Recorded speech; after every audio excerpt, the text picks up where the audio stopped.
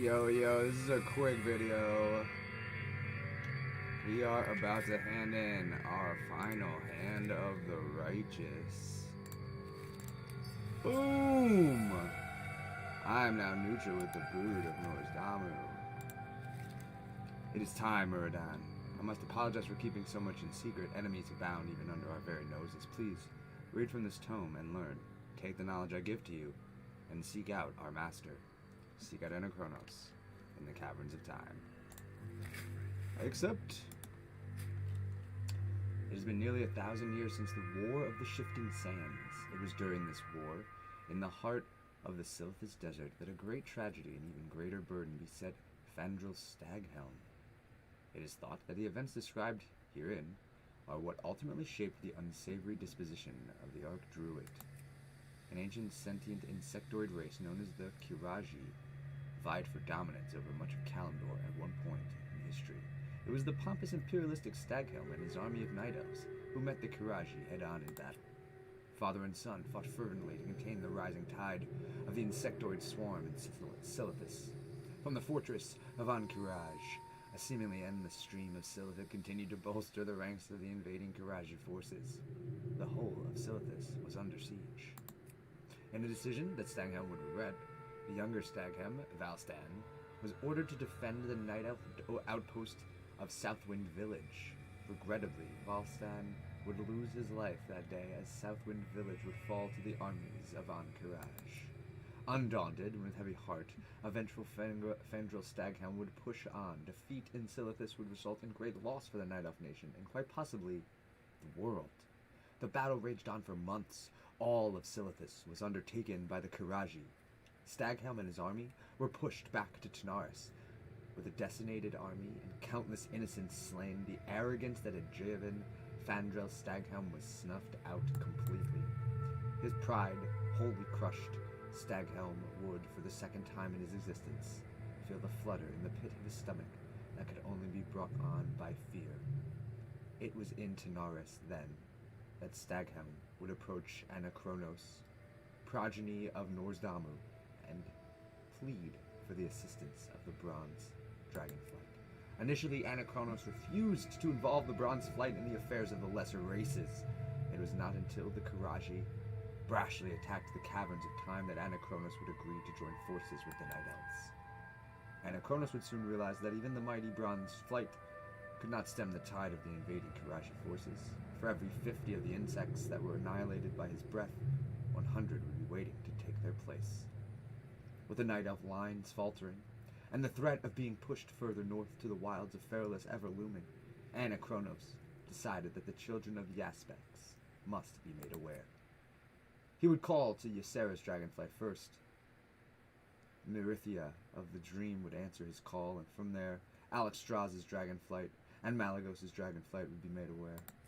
The dragons would meet in the stratosphere high above Silithus, thousands of feet above the fortress of Qiraj. There was Anachronos, child of Norzdamu, aspect of time. From the Emerald Dream would come Myrithra, child of Ysera, aspect of nature. Kalistras, child of Alexstrasza, aspect of life, would represent the red dragonflight. Argos, child of Malagos, aspect of magic, would represent the blue dragonflight. The dragons watched as an endless stream of Silithid and Qiraji poured out of Qiraj. It became clear to them that no amount of force would ever end this war. From inside the main temple, tens of thousands of the Qiraji forces waited. With each passing second, more were hatched and primed, ready to be unleashed upon the world. Argos was the first to notice the strange emanations. The monolithic temple in the southern quadrant of Qiraj radiated a dim magic unlike anything they had sensed, coming from the Qiraji. Try as they might, none were able to penetrate further into the temple to find the source of this energy. Only something of immense power could shield itself so completely. Perhaps something controlling the insects, something controlling even the Qiraji. The dragons knew that they had to react quickly, lest the world suffer another epic catastrophe. After careful deliberation, it was decided that the best course of action would be to stop the host armies at or near their source. A great barrier would be created, drawing from the essence of both the Night Elves and the Dragonflight. a magical barrier that could contain the Silithid and their overlords within the walls of Qiraji and prevent future incursions. Qiraji would itself become a prison. Bum, bum, bum! And, I'm gonna fly to Tanaris and talk to the dragon.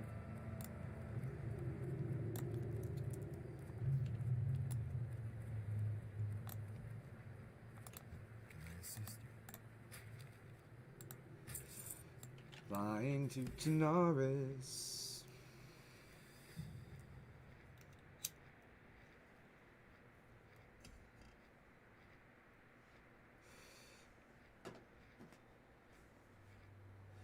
So often I have flown to Tanaris.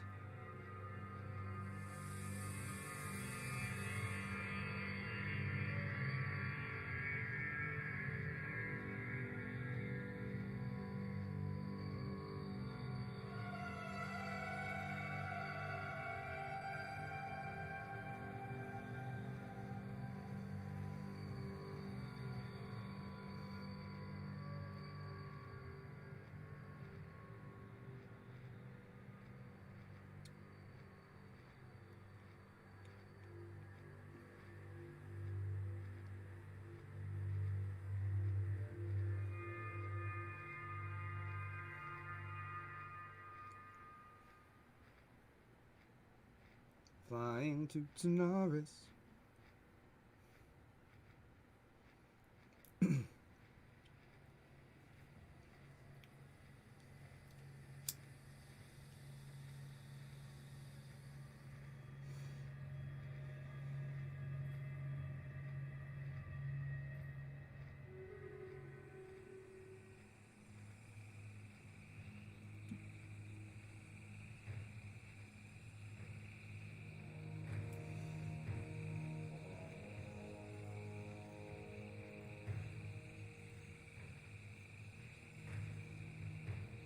Reading something important.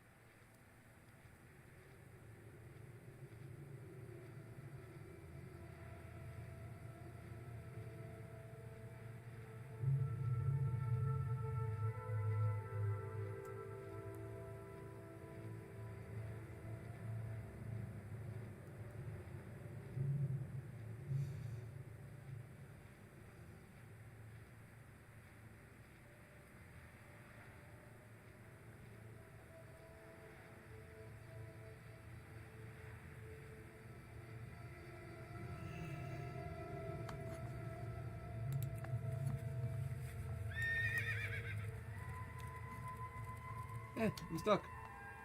I'm unstuck. This way. Auto run.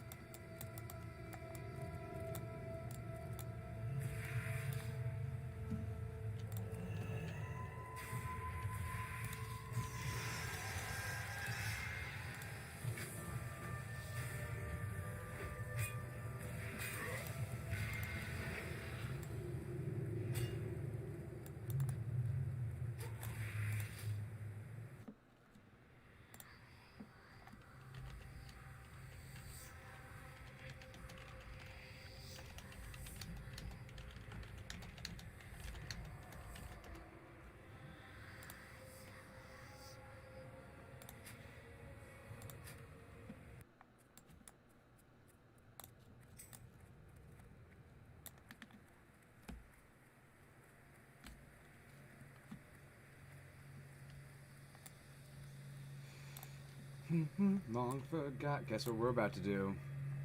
Guys, we're about to fly back to surface.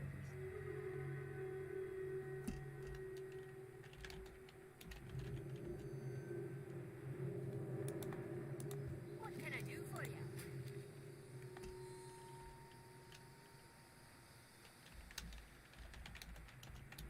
Good.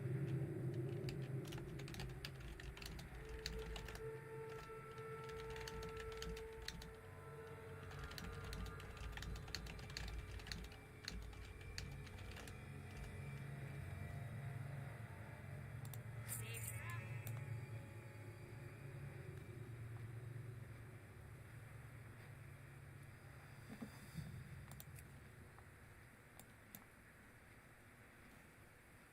That was hilarious. I needed that bot.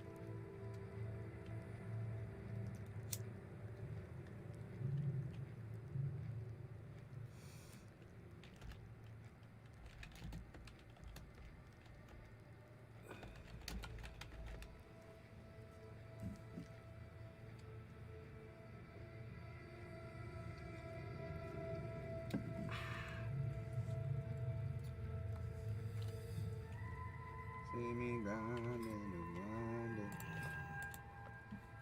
18 hours, y'all.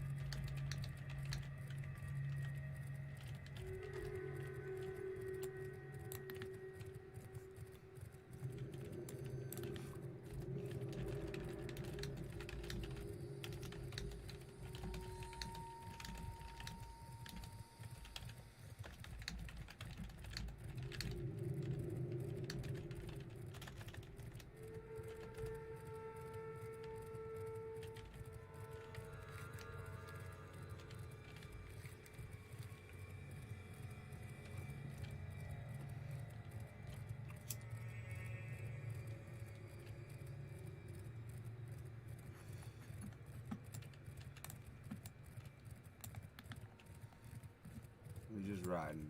This is what the quest is, and I think that's probably it. We're 17 minutes in, and I think we're just gonna ride until the sunset. Here it is. Hey guys, what's going on? You know the deal. Like the channel, or subscribe to the channel, like the video. Follow me on Instagram, ZacharySnow1. Follow me on Twitter, ZacharySnow0. I'm sort of active, I guess. I probably should be more active. It is what it is. Life's wild, bro. You know the deal. Keep